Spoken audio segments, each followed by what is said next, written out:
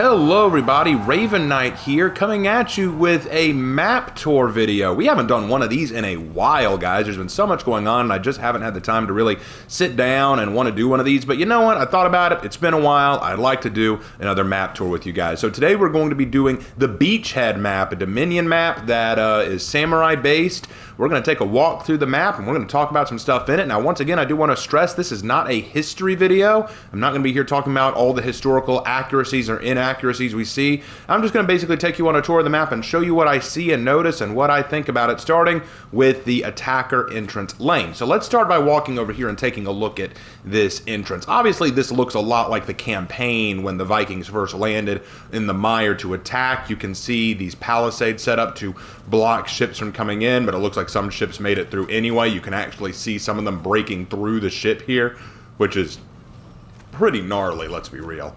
And we actually see a few more up on the rocks. What we can assume from that, especially from the barnacles and moss built up on the side of the stone here, that the water is actually at low tide, and it may come in at high tide a little bit later, which would actually be really cool. And you could probably expect to see at high tide, those palisades might actually be more submerged in water. So let's take a look over here. Let's walk over to Zone C.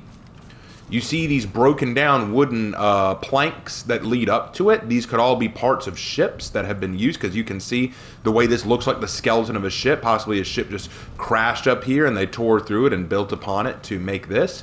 We have a ladder that goes up to Zone C, but instead of going up the ladder, let's go up this brick tile sort of setup.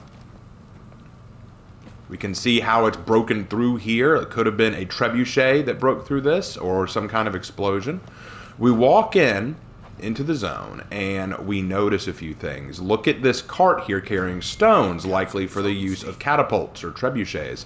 In fact, if you look over there, we see one already set up, meant to launch at enemy ships that are coming into harbor.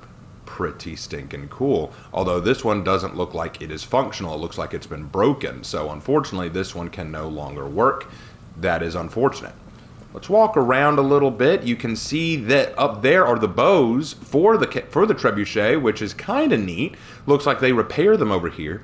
We step down and we see a lot of equipment for building and crafting. So it's likely that this is a engineers or a shipwright sort of area. You can look back there. You can see a forge where it looks like they work on metallurgy. So pretty neat stuff. Let's take a walk across this bridge here. Many a fight held on this bridge, I'll tell you what.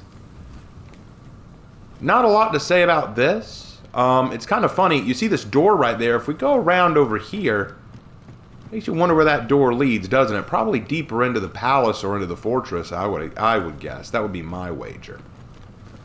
All right, pretty cool, pretty cool. Let's go ahead and cross over this bridge. We'll go down into B lane a little bit later. Let's cross over this bridge. I'm very impressed that this bridge hasn't been destroyed at any point. It seems like a very easy target for enemy ships to attack with their on-ship trebuchets, and you know they have them. Like, come on, like, I'm willing to bet that they've got them somewhere on there. Those ships are so huge. So if you were to come up on this end, you would walk across this balcony, and if you look up there, you can see arrow holes, or you can see archers may set themselves up to shoot arrows at the enemy. Pretty good defensive structure here. Let's sneak down here. Now you see more rubble and debris here, what looks like another ship skeleton. This one doesn't look as easy to make. However, take a look at this. Notice the age of this plank structure versus the age of the bridge. The bridge looks a little bit newer. It has fresher paint. It looks like it's been here a lot. It looks like it has not been here as long. What I'm willing to bet is that the bridge was built on top of this thing. This wrecked first. The bridge was built later. That would be my guess. That would be my guess. So we have this little standing plank area here, this sort of flat land to walk along. Not sure why it's put here. Maybe for archers to fire upon Zone B. That would be my thought. That would be my first thought. But let's go into Zone A. I want to take a look at Zone A. We've got a lot of shields on the wall. We got a lot of shields on the wall. Not sure why they're all there. Maybe just for decoration. We have a lot of helmets too and armor pieces. So this could be an armory. This could be a place where the samurai come to gear up and get ready for fighting, which would make sense because what it looks like happens is when you come from the defender spawn location, which is over here, it looks like you could very easily just run up to this end, run through, and then get to the armory, grab your equipment, and run out.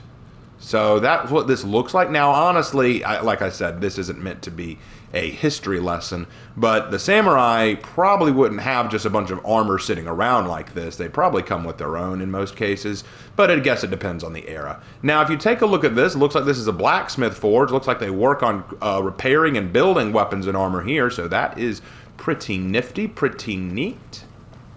Let's take a look up here. Another sort of bridge area. Now, if you look in the opening animation, they supposedly crank something here to pull up a drawbridge, but it didn't work. I don't see... Oh, there's what they were cranking right back there, but they quickly blocked it with wood, so a little odd. You'd think you'd want to keep that open. But you can see what's going on down below. You can see down below here and down below on this side, which gives you a good line of sight to the shore. All right, let's sneak on over here. Let's walk along this. Not a lot to say about this.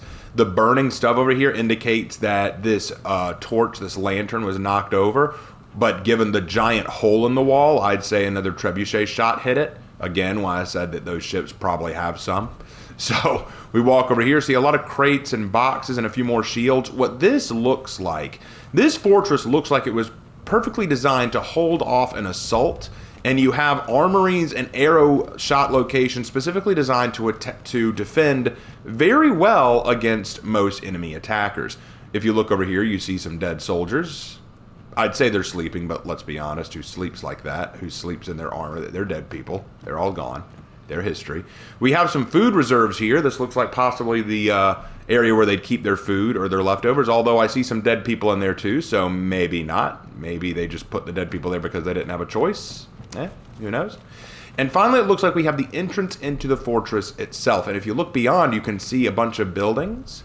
My guess is this is an easy access into the mire. And so to get to the mire, you have to cross through this portcullis and get beyond into the deeper areas of the mire fortress. And I do love that they went to the trouble of giving you something to look at through there. This looks like it's leading into a city or sanctum, so I really do think that is cool. And if you take a look from this side, you can see the great structure over here. This looks very imposing, very awesome. I absolutely love it. I love that you can also notice like little details like the plants kind of starting to overwhelm the structure of the forest. Now, I've said before, whenever I do these map tours, I try to get the scene to look more like its actual location. So since I'm doing a samurai map, I don't want it to look like it's in Valkenheim or Ashfeld. I want to make it look like it's in the mire. So I made sure to use the mire map. And if you look at the mire version, you can see areas where it looks like right up there, for example, you can see nature kind of starting to reclaim the fortress and structure, showing a lack of care given to the stonework. And honestly, they're at war. They don't have a lot of time to give care or proper nurture to it.